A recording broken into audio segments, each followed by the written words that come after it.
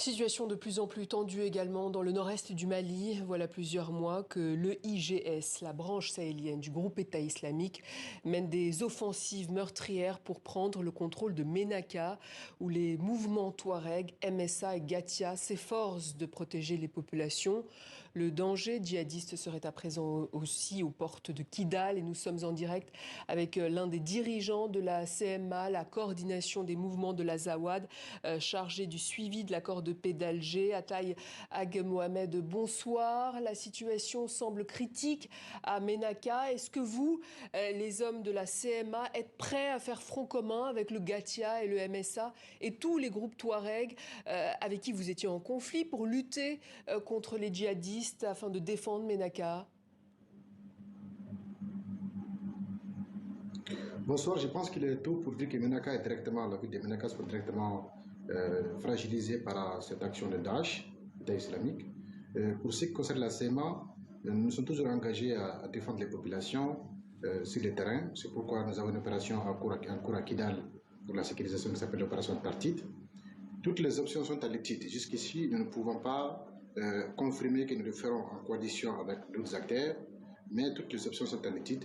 Ce qui est sûr, c'est que nous ne comptons que sur nous-mêmes, d'abord. Ensuite, nous verrons avec qui d'autres composer. Pour l'instant, l'option de résister et d'agir sera une option interne de la CEMA. Concrètement, Atayag Mohamed, quelle est la situation à Kidal où le CMA se trouve et en quoi consiste l'opération Tartite dont vous parlez?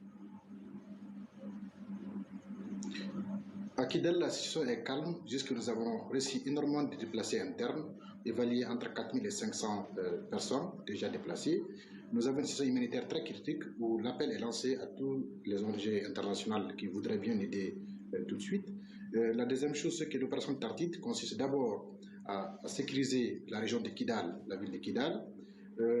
L'action terroriste, certes, elle n'est pas loin, mais jusqu'ici, nous n'avons pas d'éléments précis pour estimer que Kidal sera un assaut immédiat.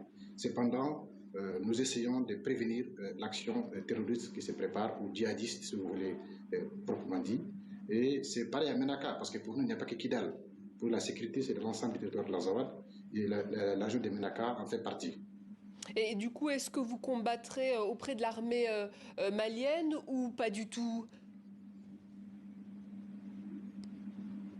Jusqu'ici, c'est des options en étude, mais à l'instant où je vous parle, la CEMA ne compte que sur elle-même d'abord, et nous verrons plus tard s'il y a nécessité de coopérer avec d'autres comme acteurs, que ce soit l'armée malienne ou les autres mouvements signataires de l'accord, parce qu'il y a lieu d'évaluer la situation et voir à quel rôle joue chacun dans cette situation d'instabilité dans la région.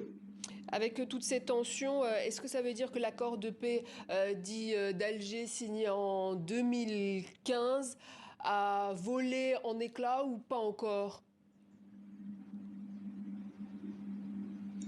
On ne peut pas le dire comme ça, mais ce qui est sûr, c'est que l'accord de paix aurait permis de mettre en place l'armée reconstituée, qui aurait permis tout de suite de contrer cette menace terroriste, mais aussi de mettre en place les unités spéciales qui sont prévues à l'article 30 de l'accord.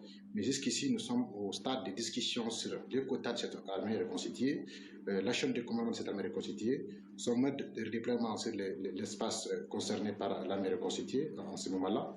Donc nous avons du mal à exactement avoir des éléments précis sur l'agenda d'un des terres globales permettant de mettre en place cette armée républicaine, reconstituée et engagée dans le cadre de la défense de la patrie.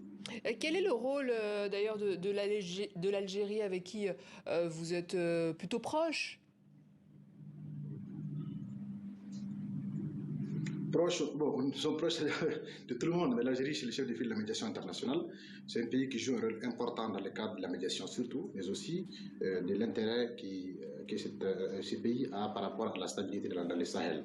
Donc pour nous, l'Algérie, c'est un partenaire comme tous les autres. Et nous savons aussi que l'Algérie continuera à jouer un rôle crucial dans les processus de paix, mais aussi dans la stabilisation dans le Sahel. Atayag Mohamed, merci. Je rappelle que vous êtes l'un des dirigeants de la coordination des mouvements de l'Azawad, la CMA.